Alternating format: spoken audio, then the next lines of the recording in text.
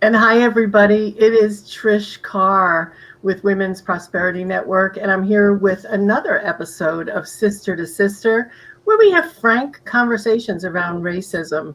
You know, this show started well over a year ago, and I have been so lucky to have the most generous, amazing sisters, women who are willing to step up, speak out, and share their truth. And that's not always an easy thing to do. So I want to thank everyone who's ever been on this show, and especially my next guest, who you are going to really enjoy. Before we do that, though, I'd like to just make a quick recommendation. I know many of you are fans of Oprah, and I recently finally picked up a book that she recommended in the Oprah's Book Club in 2020. And I'm strongly urging all of us to read this book because it was such an enlightening um, allegory on what's going on. The work that this woman has created in her book is the missing puzzle piece of the history of the United States. The book is called Caste, The Origins of Our Discontents, and it's by Isabel Wilkerson.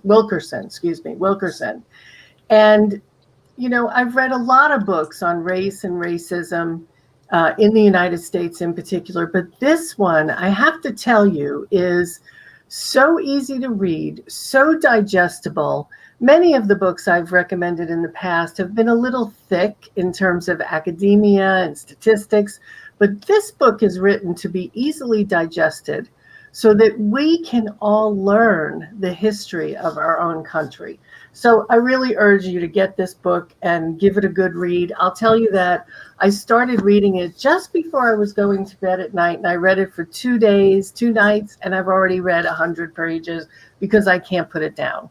So, as we have this frank conversation around racism, it's up to us, those who are not the oppressed, to learn what we can do and learn the history of how this all happened and how we have blinders on based on our own socialization. So, my guest today, I'm so excited to have this woman with me here today. Roz Knighton Warfield. Many of you know her. She is a prayer warrior. She is the Chief Smile Officer. She's the CSO. I love that. For Roz Knighton Warfield Enterprises, Stop It and Smile Book Movement, ZOR Consulting, and a few other companies. She is a coach for almost 10 years now, and she's known internationally in Africa, South Africa, and India. So she has a global footprint. She is been featured on Love and Light with TDR. She's also been on TBN, the network that many of you are familiar with, the Life Her podcast. She is a sought after guest. She likes to call herself a faithpreneur advocate, and I just love that. You can see her work in the new books, No More Residue Anthology with visionary Crystal Cunningham, and also the My Mama Said anthology with C. Simone Rivers, one of Women's Prosperity Network's own, and also with Finding Joy in the Journey with Vanessa Blackwell. Roz lives in Dallas, Texas with her boo, Vincent, and I am so excited to have her with me. Roz, welcome to the show. Thank you so much for being with me today. How you doing? I am excellent with my boo. You are. And so y'all know, boo means beloved only one. So I just want to let y'all know. So Trish, this is such a awesome invite that's very interesting and has been a part of my life for all my life on racism and prejudices. And there were so many stories when you invited me. I was like, okay, which one am I going to tell? It's not like it was joy that I had them, but the experiences of life and being different and people looking at me differently, it comes like a library. It has many books of stories and experiences. And I am so grateful to my parents that my parents are pretty much from what I call large count siblings. Like my mom was at least six siblings. My dad was at least nine siblings. But they both met each other in the Air Force. My parents were in the Air Force, and they really didn't like talk to us about racism. And I believe because we were probably normally the only African American children amongst a crowd for where we were stationed and things of that nature. I'm the eldest of three. I have a sister and a brother. My brother is almost 13, 15 years younger than I am. Oh, So it was very different for us. And it was nothing for me to be hanging out with another officer's child that was white, and we'd be licking off of each other's ice cream cones. You know, that was nothing right. for the way I was reared up. The reality of life started coming when we moved into a place that we probably would not have thought it would take place. But I was born in California, was graduated from high school in Colorado. So things started really happening and paying attention to things probably at the age of, I'll say 12.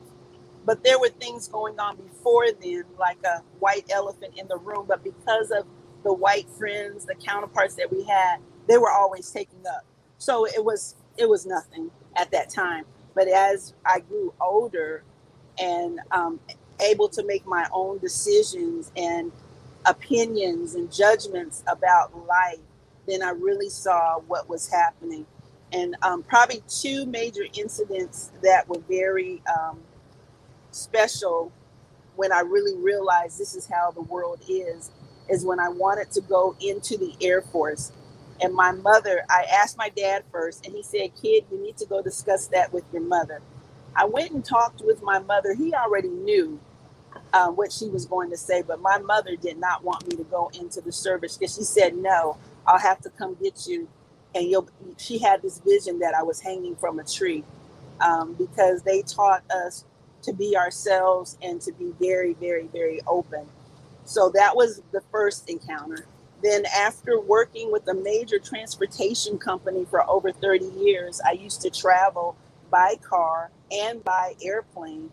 And because I was the single peer in the group and everybody else were young, married, had children, I took all of the jobs that kind of, if we're going to keep it real, I'll just call it out how I say it, the boondocks, the country, um, where there was hardly anything, but there were major corporations out that way. And I was a trainer for a major transportation organization that I did a lot of traveling for. And I would drive, and probably the scariest moment of my life is when there were some hillbillies. That's I thought of it to me. And it wasn't Jeffro and Granny.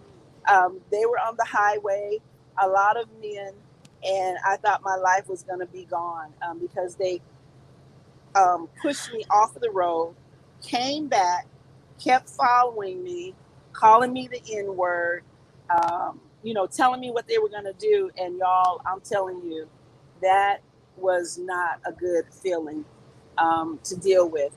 Needless to say that I still did do the travel, but then I started packing, if y'all know what that means. Yeah, I know. Yeah. So let me Uh-huh. ask you, can I ask you a question? Uh-huh. So where were you when you were pushed off the road by these hillbillies? This was in the Arkansas area because I had Oklahoma, Arkansas, Louisiana, Mississippi were the territories that I manned at that time. And they were huge territories because, of course, I started working with this transportation organization in the 80s. So Yeah. you didn't have as many trained technicians and sales reps at that time. And you had a very, very, very large territory. So how did you get away? Did they just give up and get off the highway, or? A state trooper. This Uh, happened, but I went for almost I was looking at the odometer. I went a good probably 3 to 7 miles of just having to deal with that. Wow. I can't Yes. imagine. I can't imagine. I mean, Yeah. that So is so scary. yeah, and some of them were seniors, and some were younger than me. But it was, I don't know if it was a family, but they just found joy and pride into terrorizing me that way. Yeah, But the Lord I is good, and yeah. I'm here. But it was not fun at all. Yeah, no, it sounds like a very scary experience. And then after that, you felt it was necessary for you to have protection for yourself on the road. And, I don't blame you. How, Yes. you got to deal with that stuff. And then tell me a little bit more about your mom not wanting you to go into the Air Force. So you grew up in a military family, right? Yes, grew up in a military family. Both my parents were in. Mommy got out much sooner because at the time I was born in 1960. So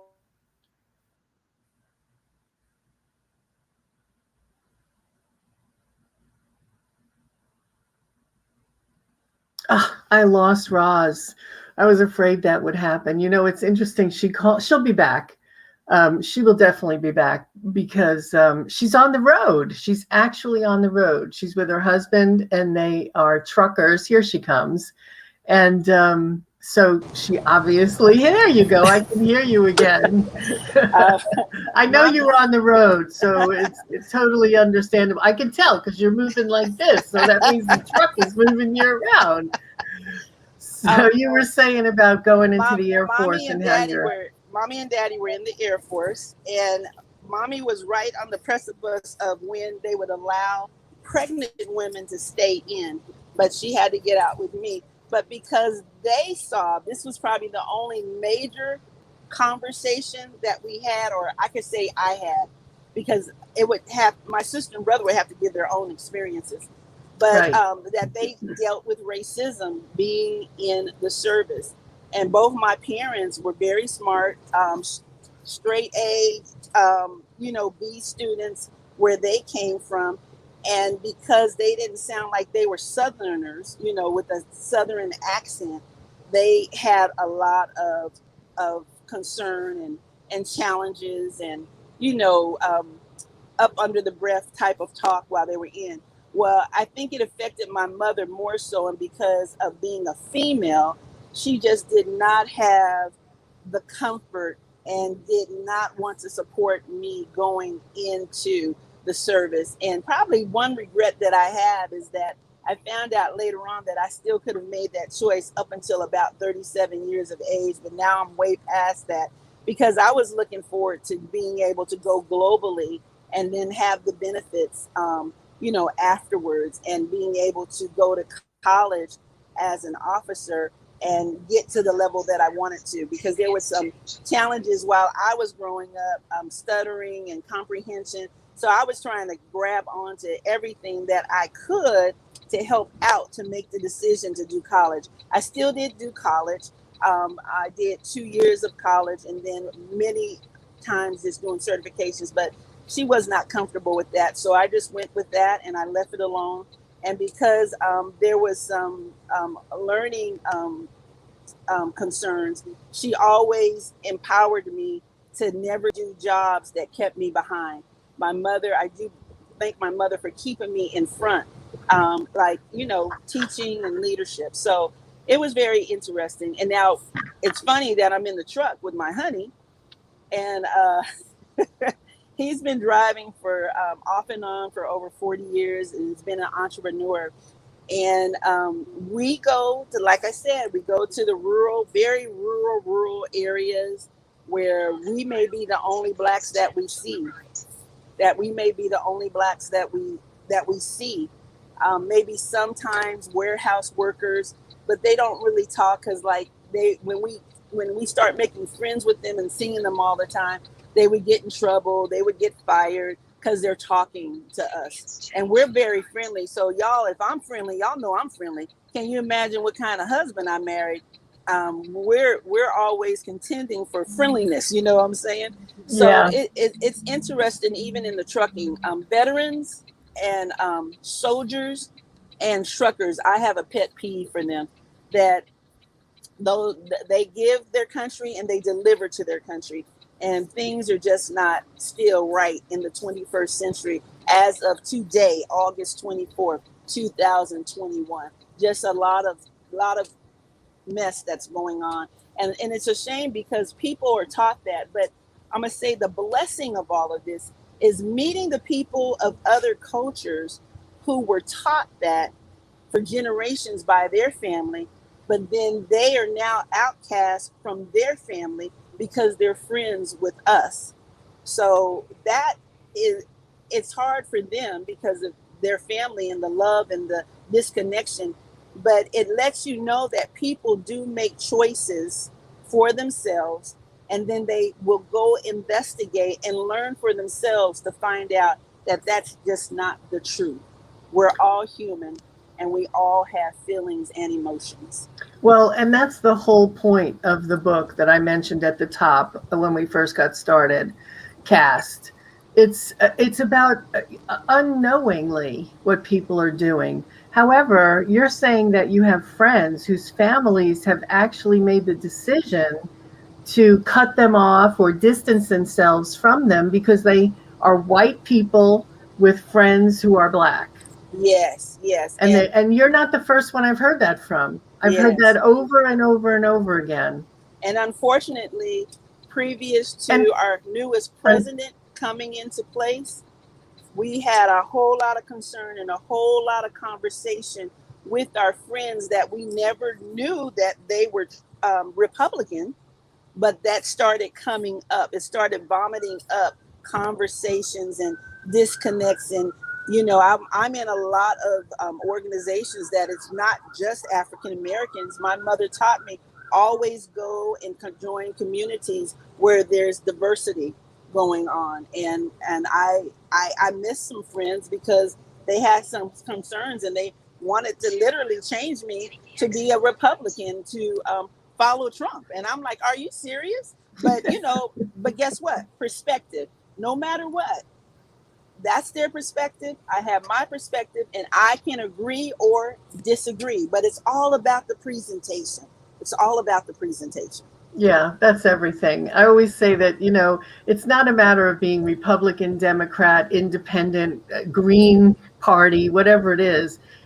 Every one of those organizations, and that's what they are, right? They are organizations with their own Yes. rules.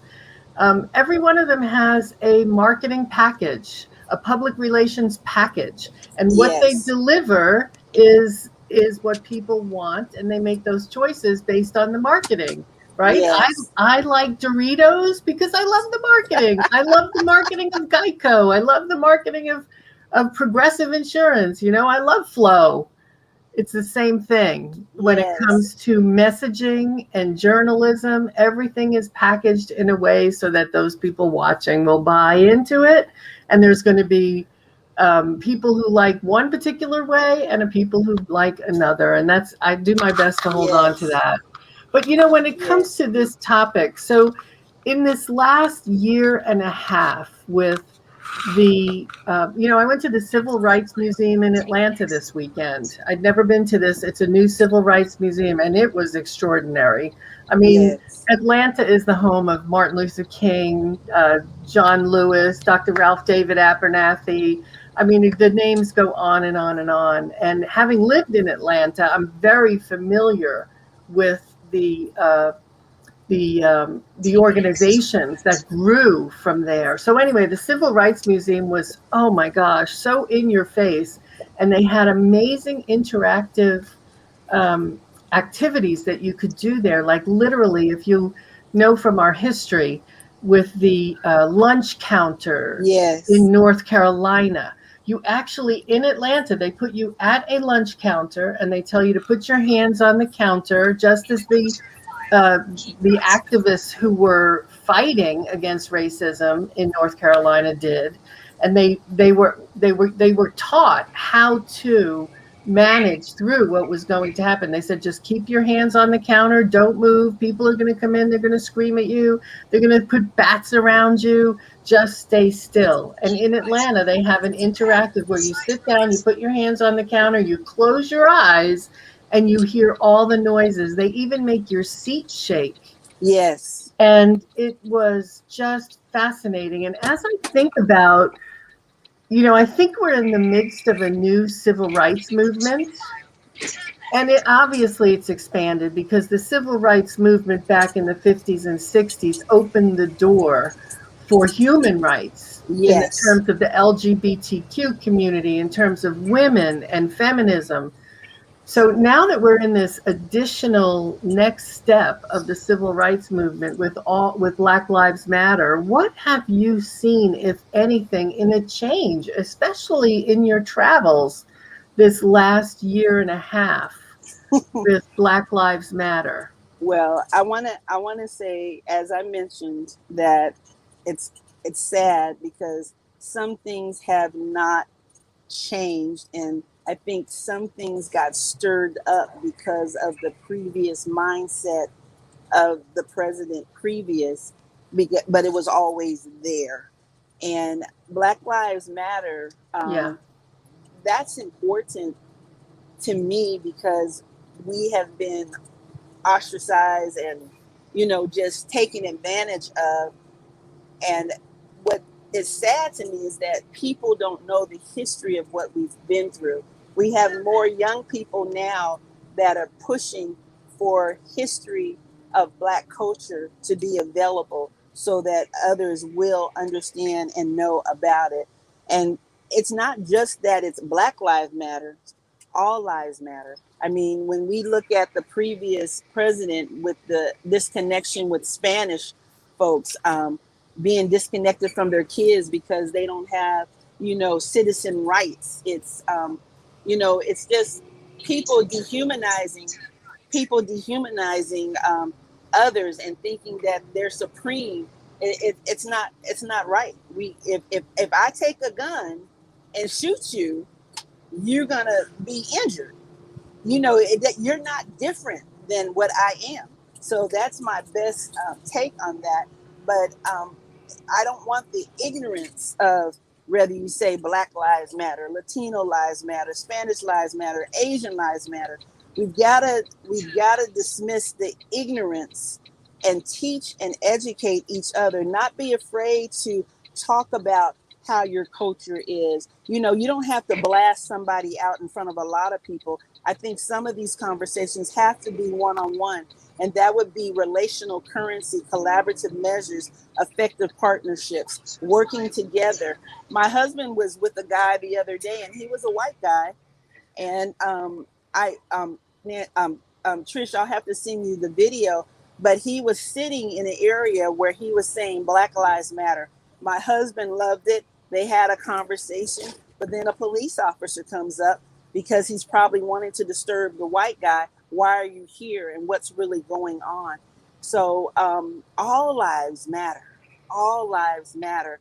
But because there's been so much hurt and trauma to our culture, we're standing out. And then the thing about it, people, I like how, and I actually have a girlfriend who I want you to meet. She wasn't available today, and she was reading the capture that you had, and she was still yet concerned, but I had to explain to her, well, you have an opportunity to share because my friends Nancy Matthews and Trish Carr and Susan, they're sisters, and they've been in their history that I know about. They've been in every area, but there's where there's been diversity.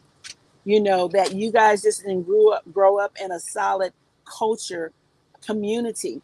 And I said, well, you know what? I'm gonna introduce you to her. And guess what? You know what I said? I need you to sign up.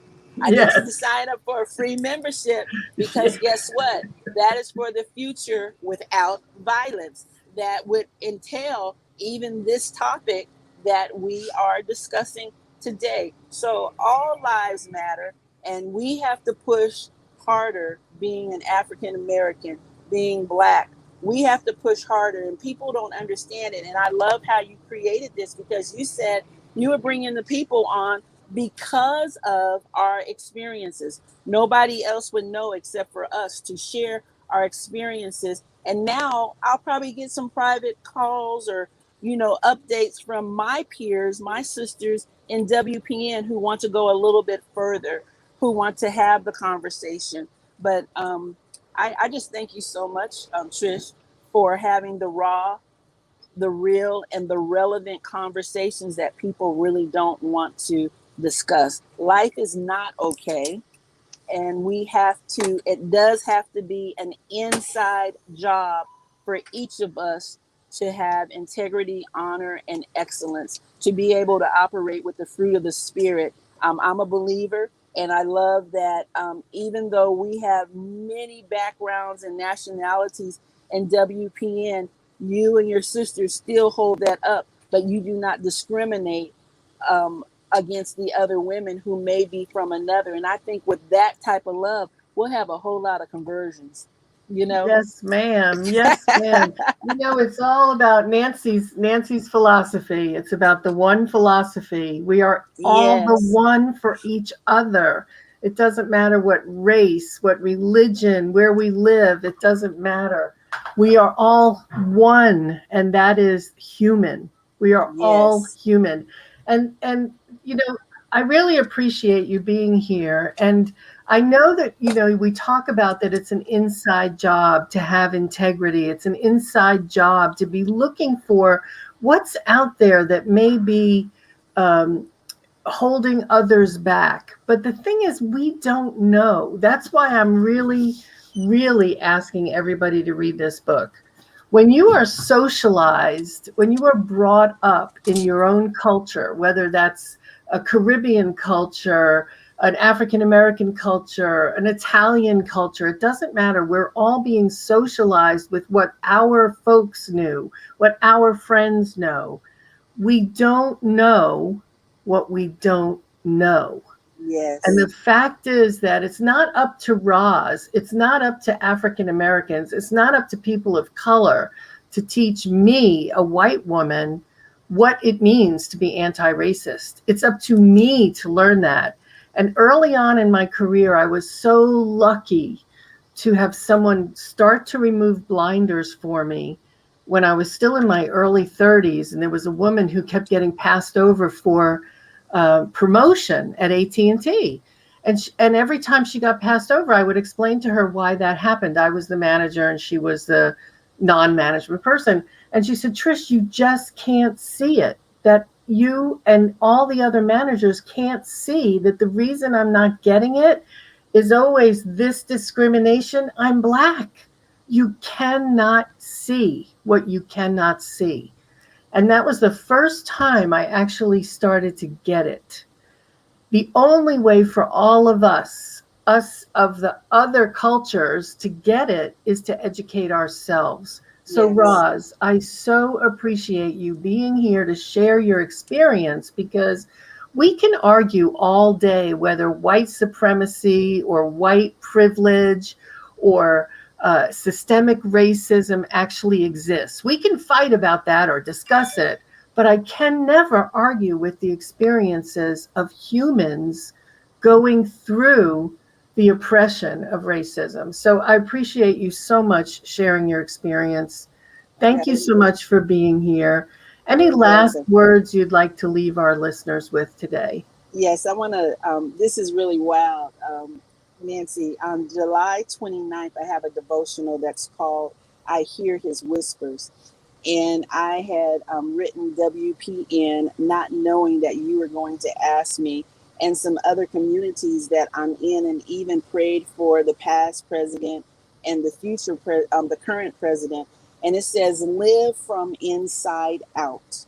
My child, I want you to live in such confidence in your relationship with me that nothing moves you.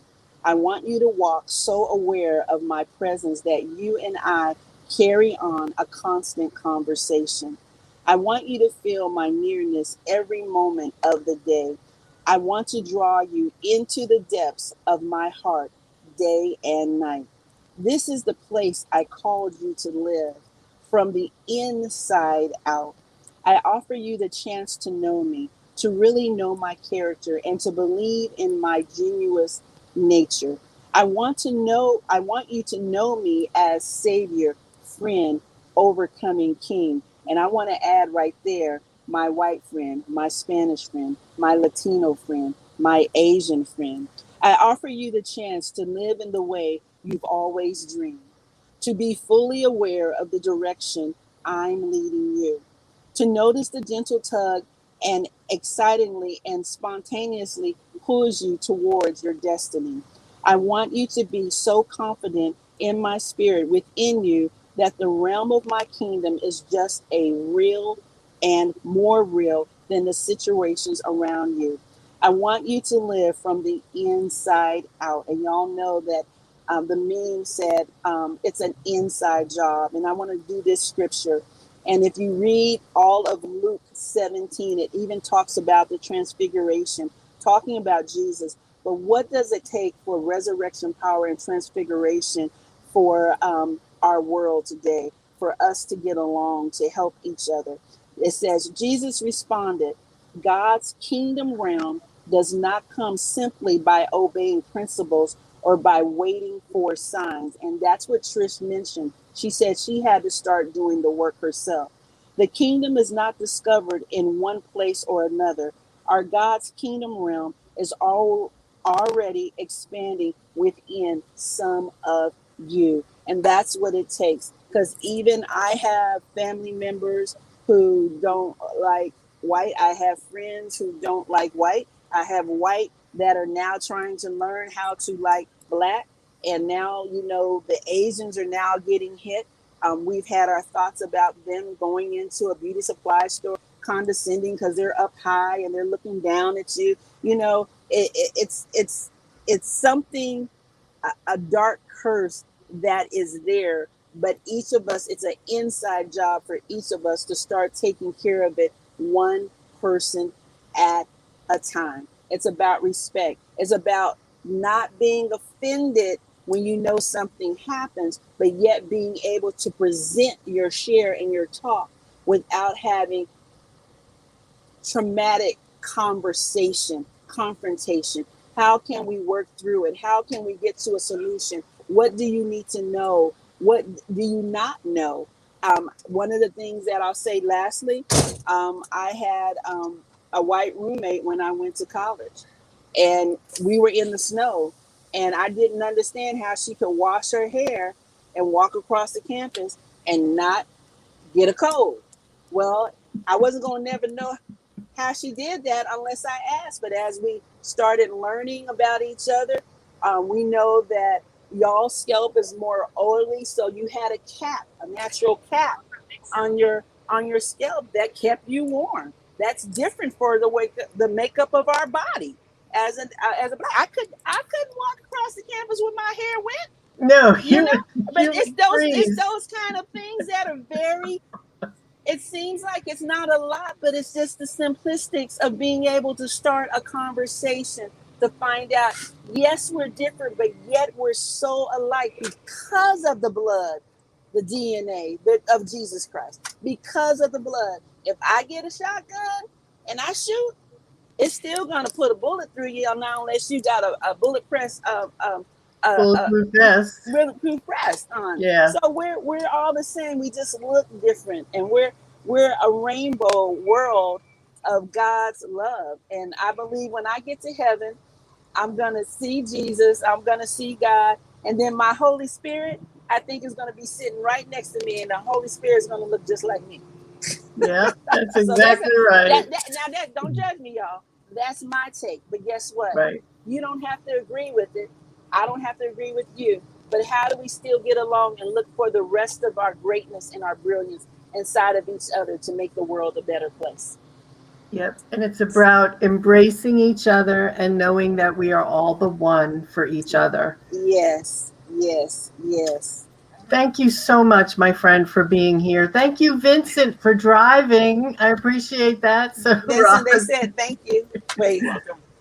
thank you for driving, my friend. Look, he's got his mask ready to go. Yeah, wonderful. Thank you, Roz. I appreciate you so much. Thank all of you for tuning in, for sharing this broadcast. You see that little share button down there? Go ahead and hit that button. And then I would love to hear from those of you who have taken the time to listen to this broadcast. I appreciate you and would love to know your thoughts as well. Thank you, everyone, for watching. Roz, Knighton, Warfield, you are loved, celebrated, appreciated. I'm never going to get it right. You Roz are finishes loved, every appreciated, conversation. Guys, do it again. Start celebrated. again. You are loved, appreciated, celebrated, valued, and most cherished, Thank Trishka. you. Yeah. Thank you so much, Trish, we Roz. might Right be back. related. We might be related because my older sister from another mother and father, they are Carr. So I think that's your married name, correct? No, that's my maiden name. I have the Is that original your maiden sister name? name. Yes, that's the sister's real last Oh, name. wow. Yeah, they are Oklahoma, that family. So Oh, that's we might have to do amazing. ancestry. We might have to see what's happening there. Well, I'm sure, we all somehow intermingle, and that's the other thing. That's a whole nother conversation for Right. another day, how we're all of the same people. Yeah, that would be interesting that some of the folk who are racist, if they go do ancestry DNA and find that they got some black in them, that would be real interesting. Exactly. That would be interesting. Thank you so much, my sister. I so appreciate you. Have a fantastic rest of your day. Thank you again, everybody, for watching, and we'll see you again next week on another episode of Sister to Sister. Love you.